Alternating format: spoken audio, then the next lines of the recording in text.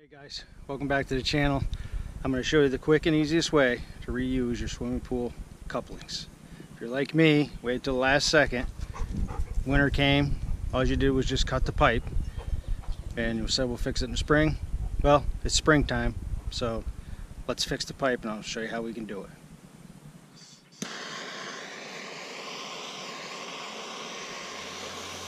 I'm using a propane torch just to heat up the little piece that's left inside the coupling.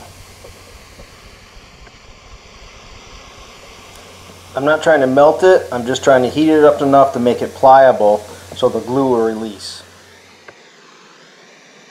And on a safety note, don't inhale the fumes, and you should wear safety glasses and gloves to protect yourself from injury.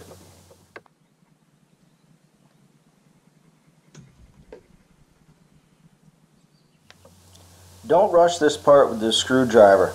That piece you want to remove is very pliable, and if you rush it, you'll wind up poking the screwdriver right through the piece you want to remove. Just take your time.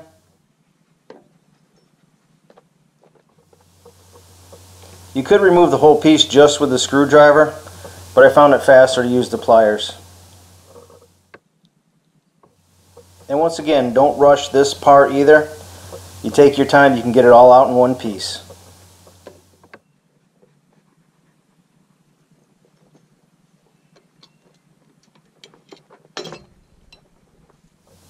And there it is. Nothing more to do than glue it right into the other piece of pipe. Nothing fancy here. Just some PVC primer and a little all-purpose cement.